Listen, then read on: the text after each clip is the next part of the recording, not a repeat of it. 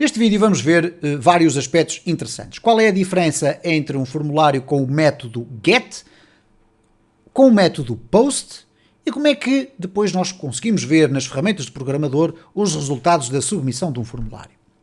Bom, temos aqui a nossa página de contactos vazia, não temos nenhum formulário e eu vou relembrar que quando escrevemos form, o Emmet apresenta-nos três opções. Uma tem apenas o action. O atributo action permite definir qual vai ser o script ou a localização para onde nós vamos submeter o nosso formulário. E é aí, nessa localização indicada, que o nosso formulário vai ser tratado. No caso do get, nós vamos ter, para além do action, um outro atributo chamado method. E o método é através de que forma é que este formulário vai ser tratado. É aqui o onde vai ser tratado e de que forma. E existe tradicionalmente dois métodos, os mais comuns, o get e o post, e aqueles que vocês vão ver com maior frequência é o método post. Eu diria que em mais de 90% dos casos. E vocês já vão perceber porquê. Então eu vou colocar aqui o método, mas desta feita com o get. Então o sistema criou-me este bloco, dentro do qual nós vamos colocar inputs, e para o efeito deste vídeo eu vou colocar dois inputs do tipo text. Vamos aqui apagar o ID, vamos deixar ficar o nome. Vamos considerar que isto seria um formulário para um login. Teríamos aqui um text de usuário, não é? Text usuário, e de seguida iríamos ter um text senha ou password. Então, uma vez que vai ser uma password, eu vou colocar aqui do tipo password, que vai permitir que este campo, para ser preenchido, vá ser preenchido com bolinhas, apesar de eu estar a escrever qualquer coisa. Para além disto, nós vamos ter que indicar uma forma de submissão de formulário.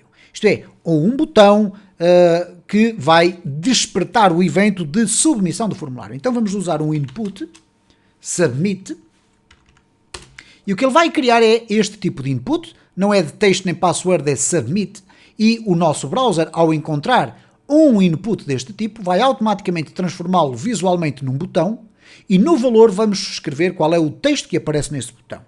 Entrar. Ok?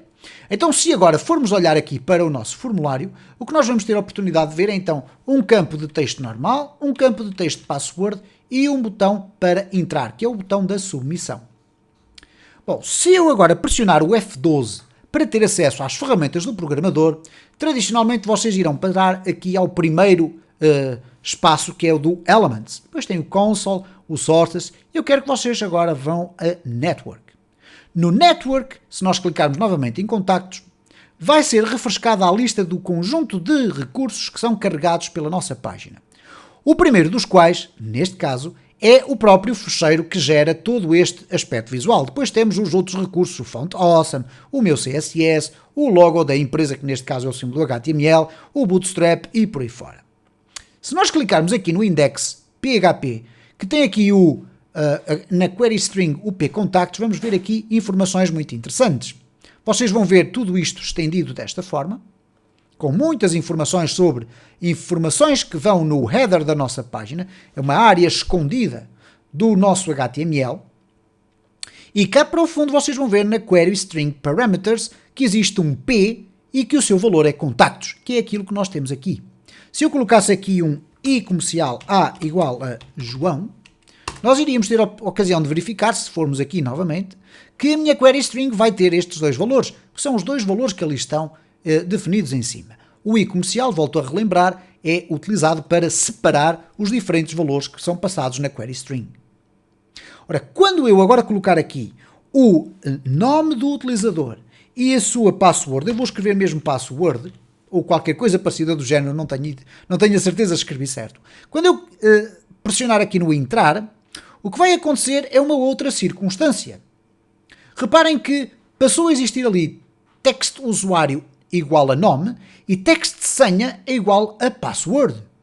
Porquê é que isto aconteceu desta forma? E porquê é que a minha página voltou para a página inicial e não voltou para o contactos? Bom, em primeiro lugar, e a principal razão foi o facto de eu ter usado aqui o método get. O método get vai fazer com que todos os valores submetidos nos inputs sejam colocados na minha query string. E, portanto, eles são colocados lá no topo. Reparem onde é que eles vão aparecer aqui nas informações de detalhe. Eles vão aparecer na minha query string. Eu vou por aqui fechar estes dados que aqui estão, porque o que nos interessa é ver a informação que vai aparecer aqui. Ora, o que aconteceu é que assim que eu submeti o meu formulário, a minha query string foi simplesmente ignorada e, portanto, o P igual a contactos desapareceu e passou a existir apenas os valores do formulário que foi submetido.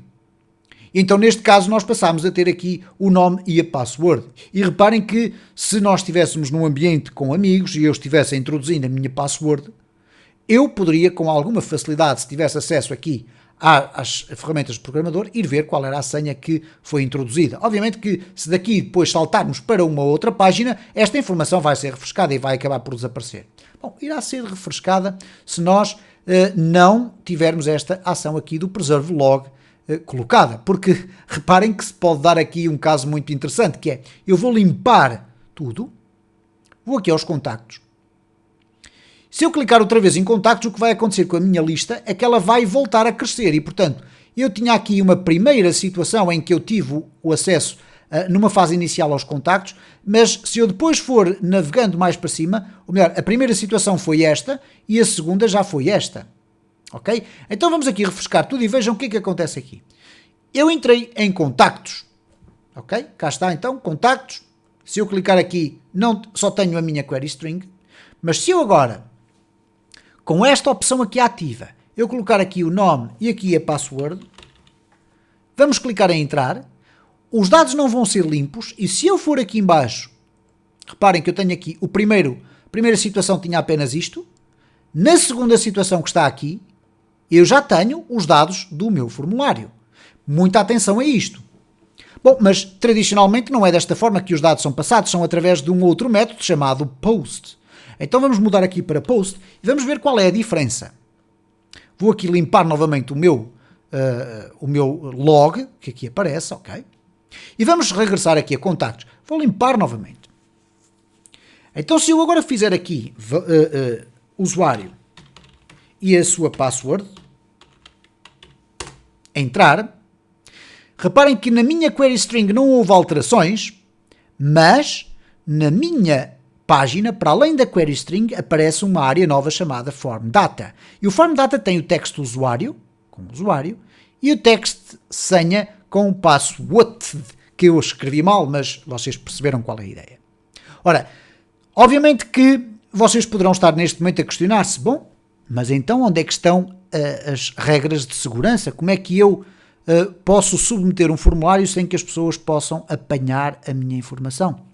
Bom, de facto existe esta possibilidade de, preservando o log, alguém vir a seguir, consultar aquilo que vocês foram fazer e olhar aqui para a password. É uma possibilidade remota, mas poderia, numa última circunstância, acontecer. O que é fundamental aqui perceber não é a questão da segurança, é sim a forma como as coisas são submetidas. E a forma mais comum é, de facto, através do POST. Com certeza também já terão reparado que eu deixei ficar aqui o action vazio. Ora, o action vazio significa que vai ser processado pelo mesmo fecheiro onde está o meu formulário. Ora, o que acontece nesta circunstância aqui, uma vez que o PHP nos permite incluir fecheiros de PHP dentro de outros fecheiros de PHP, é que o formulário não é tratado pelo meu contactos.php. Ele está a ser tratado em primeira instância pelo index, porque o index faz aqui a inclusão do fecheiro de contactos.php. Então, quando eu faço a submissão do meu formulário, o meu fecheiro index vai perceber a existência de dados submetidos. Bom, mas como é que nós sabemos que houve dados que foram submetidos? Eu vou-vos mostrar aqui uma parte do código, e para não estar a complicar o texto ali no index.php, porque dentro do próprio contactos.php nós também podemos ter acesso aos dados que foram submetidos no formulário pelo utilizador, nós podemos perguntar ao PHP se existem informações que possam ser apresentadas. Então, eu vou escrever uma parte do código que eventualmente vocês não irão perceber, mas que eu irei depois detalhar nos próximos vídeos. Eu vou escrever aqui PHP. Ok, vamos escrever aqui corretamente para termos um bloco de PHP. E aqui, obviamente, se eu fizer aqui um echo teste e for agora executar o código, o que vai acontecer então aqui, eu vou aqui remover o preserve log, vou limpar tudo, é que vamos ter ali a apresentação de teste.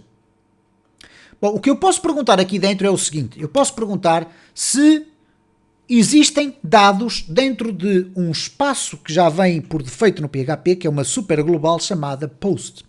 Isto é como se fosse uma caixa que já vem preparada para guardar todas as informações que são submetidas nos formulários. Sempre que um formulário é submetido, aquela caixa é esvaziada e é colocado lá dentro todo o conjunto de dados que são incluídos lá dentro do nosso formulário. Então eu posso fazê-lo da seguinte forma. If empty post igual a false, eu vou apresentar aqui um texto. Vou colocar echo tem dados. Bom, o que é que eu fiz aqui basicamente? Eu estou a usar uma instrução de PHP que pergunta se está vazio o post é igual a falso, isto é a mesma coisa que perguntar se post contém dados, porque eu aqui estou a perguntar se está vazio. Mas se está vazio e a resposta é não está vazio, então ele vai apresentar tem dados, vai apresentar este texto. Ora, reparem o que é que acontece agora. Se eu aqui clicar em contactos, não apareceu aqui o tem dados, mas se eu agora colocar aqui os valores e clicar em entrar, ele vai me dizer que existem dados. Que dados é que existem? Bom, há aqui várias formas de nós podermos ver o que é que existe dentro desta caixa post, que é, afinal de contas, uma super global do PHP. Um deles é, por exemplo, colocar aqui um print R, print underscore R de post.